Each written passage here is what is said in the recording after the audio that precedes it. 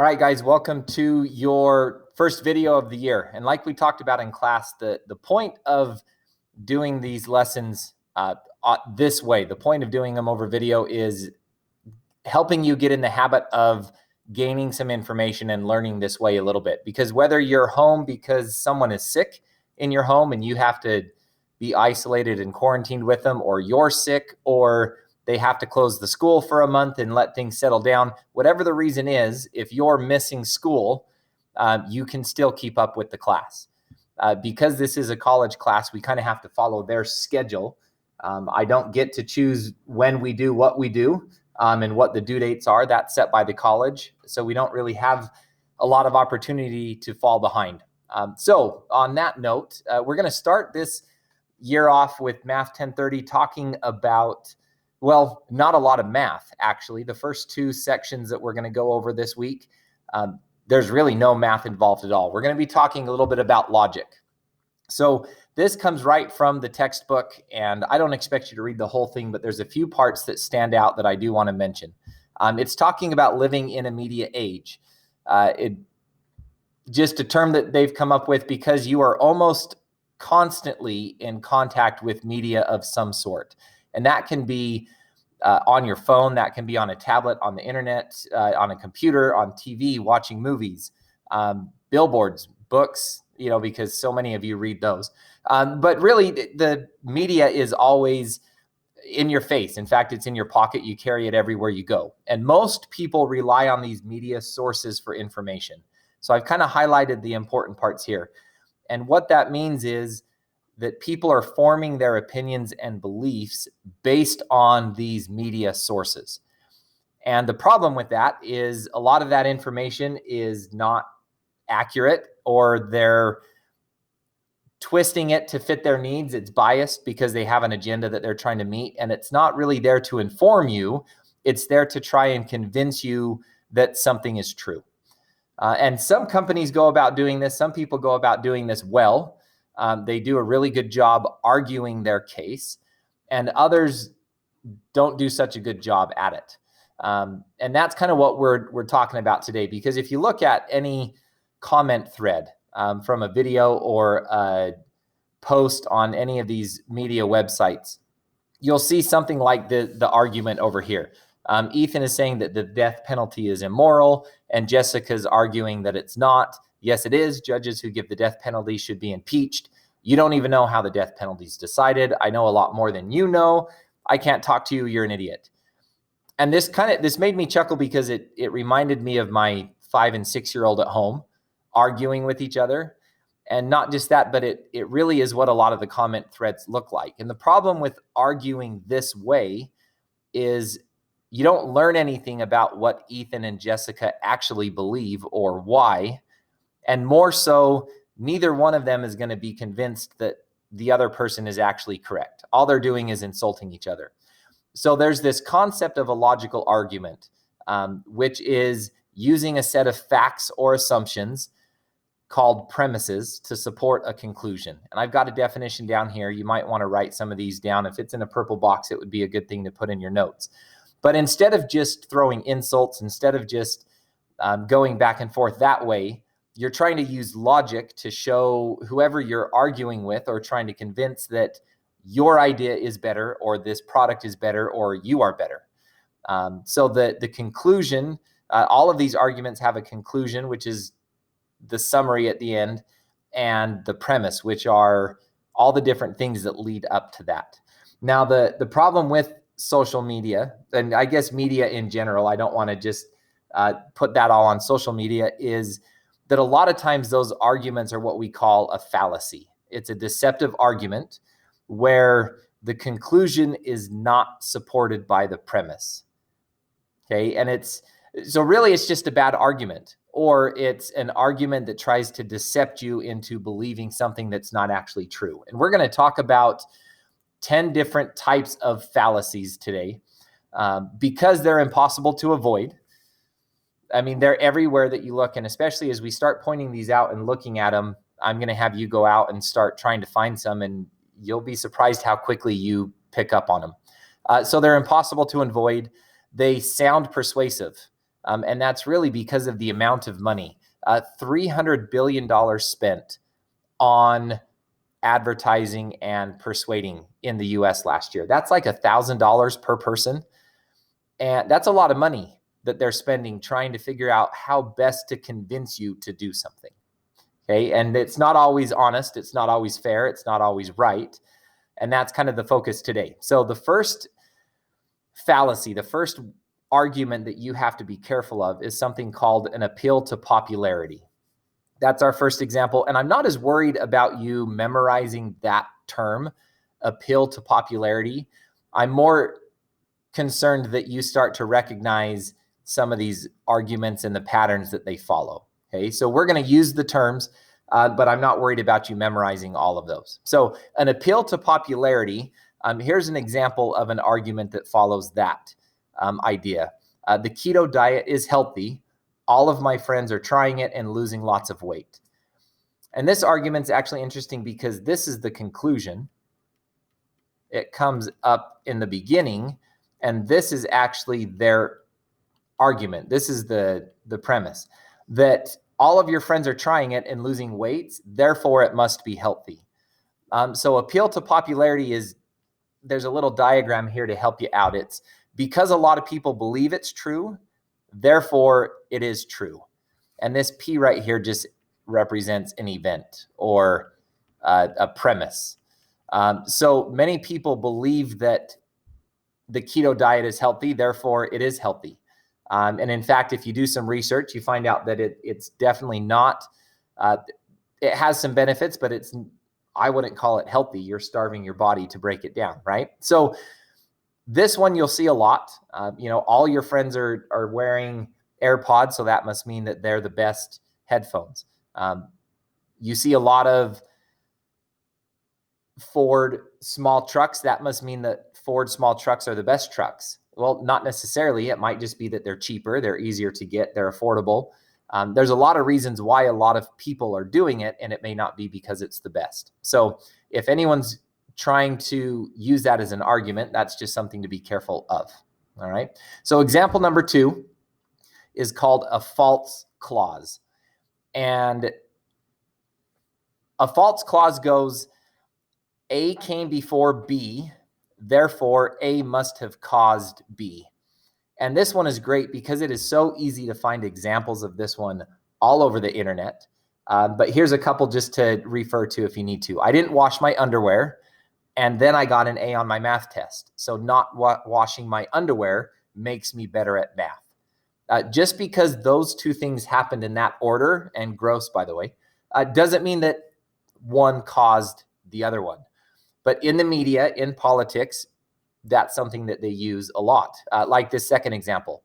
Our mayor should be reelected because during her first term, crime rates dropped 10%. So she got elected and crime rate went down. Just because crime rate went down doesn't mean that she was the reason it went down. There's a lot of other factors that you need to consider, but this is an argument that someone's going to use, called a false clause. All right, example 3. So this one is called an appeal to ignorance. And this one especially, you're not going to see it as much, but it basically says that there's no proof that P is true, therefore P is false. And 2 of the easiest examples for this is that scientists have not found any concrete evidence of aliens coming to Earth. We can't prove that they did, therefore they must not have. They must not exist. And the problem with that is, well, if you look back at history, there's a lot of stuff that they couldn't prove before that we can prove now. So we have to be really careful about this one.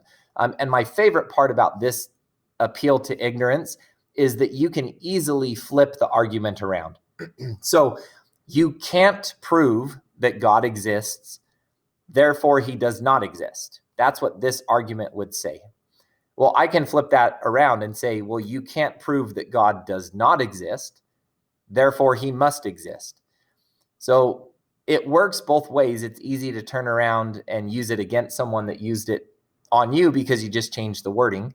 And neither one has much to back it up. So be careful of those ones.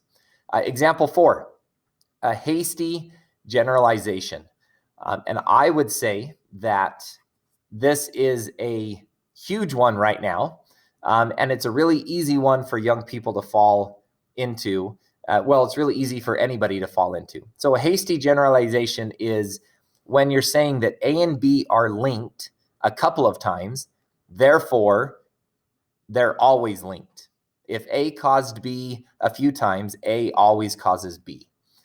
So an example here is that someone arguing that 10 Arabs hijacked airplanes and crashed them into the World Trade Center. Therefore, Arabs must be terrorists.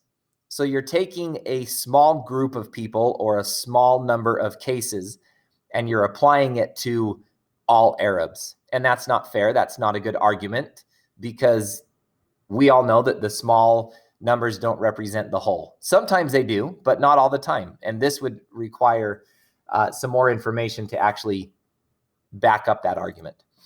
Number 5 is a limited choice. And again, this is one that people are going to use against you all of the time.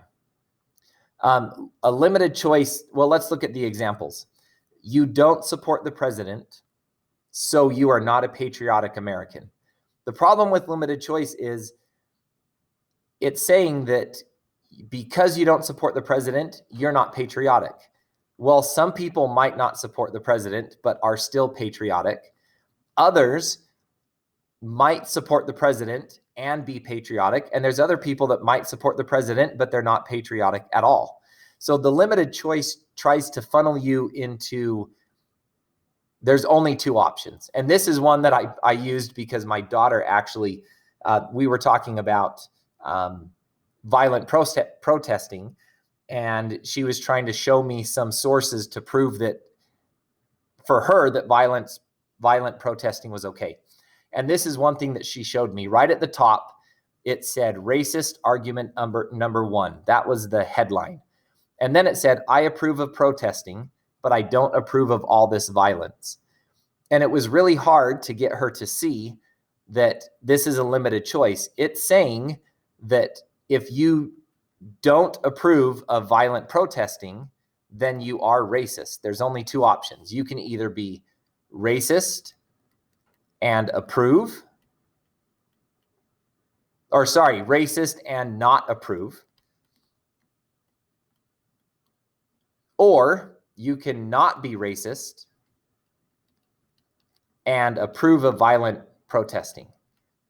And pretty quickly, you see the problem there. There's a lot of other options. There's not just the 2. And I like this one as well. You are wrong, so that means I'm right. Well, no, because you could both be wrong or you could both be right.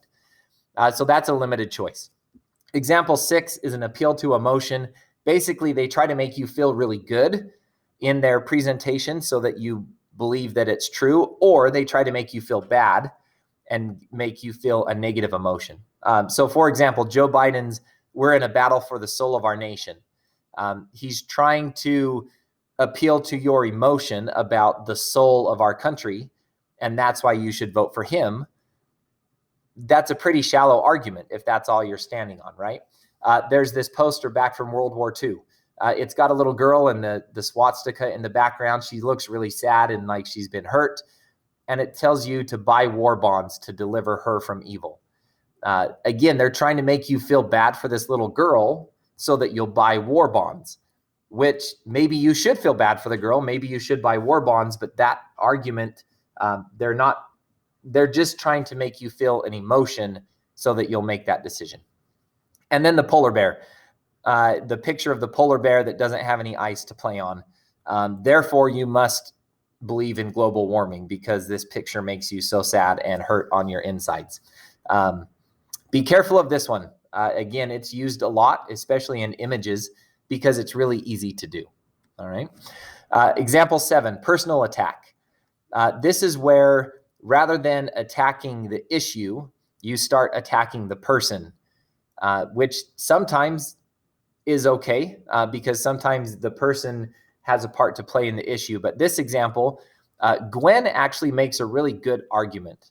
Gwen says that you should stop drinking because it's hurting your grades endangering people when you drink and drive, and destroying your relationship with your family. That's a pretty good argument. She has a lot of logic to back up why Merle or Merle, I don't even know how you say, we'll say Merle, why Merle should stop drinking. Merle's argument in return is the fallacy. Instead of arguing those points, Merle says, I've seen you drink a few too many times on occasion yourself, or a few too many on occasion yourself. So instead of actually addressing the argument, Merle just attacks Gwen, and it has nothing to do with what Merle is doing. So personal attacks, you're going to see a lot of this over the next couple of months with the presidential debate, or I guess there's probably not going to be debates. The presidential election, you're going to see a lot of personal attacks going both ways from all parties involved. All right. Example 8, circular reasoning. This one doesn't always stand out. It's not always easy to see, but once you start looking for it, maybe you'll start seeing it here and there. My example, this is basically where your premise and your conclusion are the same thing. Okay? It doesn't matter what order they come in, but they're basically the same thing put in different words. So everyone loves Mr. Bat because he is so popular. Well, all you're saying is that Mr. Bat is popular twice in 2 different words. Okay, so that's called a circular reason. This other one was pulled, and if I'm not wrong, this was pulled from a speech that Trump was giving or something he said. And I don't think this is the whole thing, but this little piece of it made me laugh because it's circular reasoning. News is fake because so much news is fake. You're just saying the same thing twice. In fact, that time you didn't even change the wording very much. You're saying that news is fake because so much news is fake. Maybe, but that's not a very good argument. Okay. Example 9, diversion, or a red herring. And this is kind of just changing the subject. Okay. So you're taking something related to the argument, and that's what you start arguing to prove your point rather than actually dealing with what's going on. So, for example, we should not drill for oil in Alaska because we have too many oversized gas-guzzling vehicles. So you're trying to argue, this is the conclusion, that we shouldn't drill for oil in Alaska because we have too many big cars. Those two things they kind of relate, but that doesn't help your argument why we shouldn't drill for oil in Alaska. But it looks like it does. It's a way that you can convince people to lean your way, even though it doesn't. When you start looking at it, those two things they relate, but they don't cause one or the other. All right. And hopefully these diagrams help when you're looking at examples later.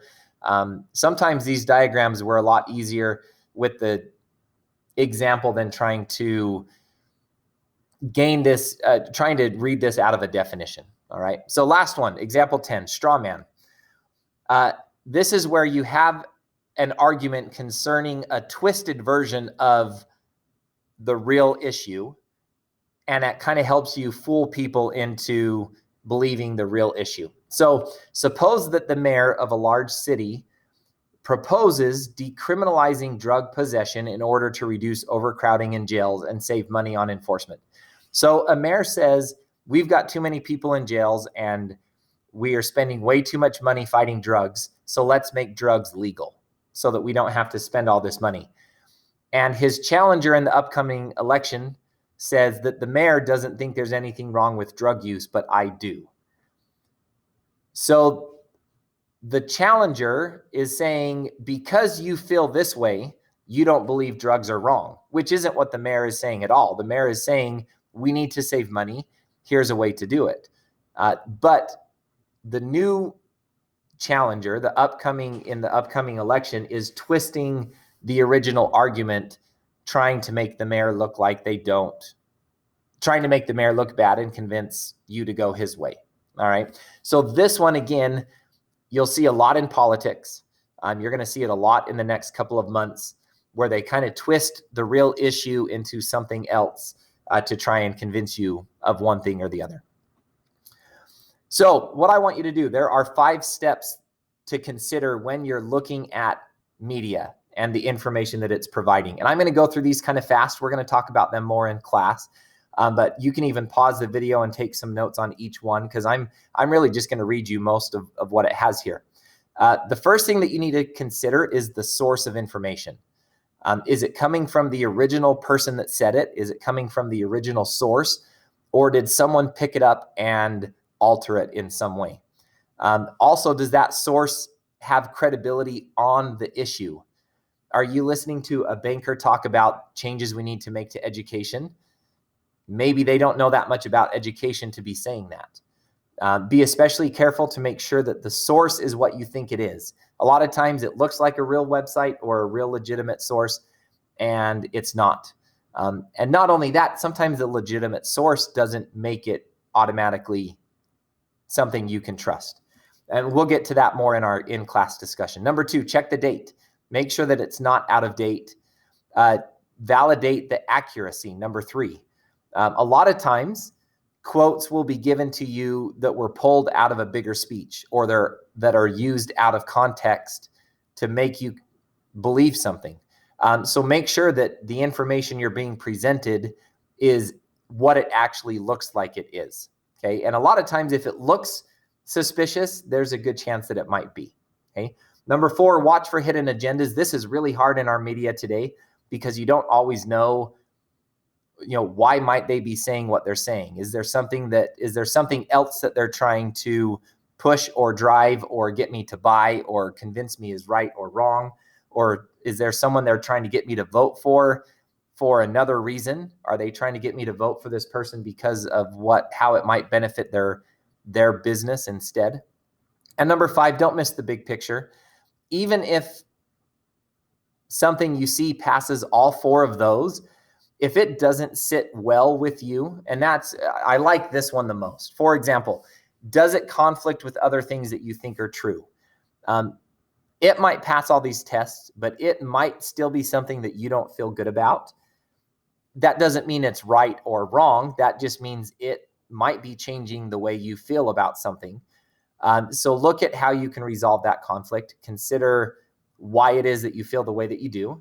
And at the end of the day, just look at it and see if it makes sense. Okay. Are they trying to convince you of something that you shouldn't be convinced of?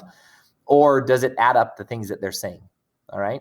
So we're going to talk, you've got an assignment. It's homework. I believe it's called homework 1A. There's only 8 questions there. Again, no math. Just kind of looking at some different advertisements and different arguments.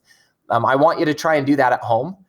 Do the best that you can. If you struggle, we'll work on it in class a little bit, but we're going to spend a lot of the class time looking for some of these examples out in the real world, looking through some current media topics and arguments and seeing if we can recognize some of these fallacies.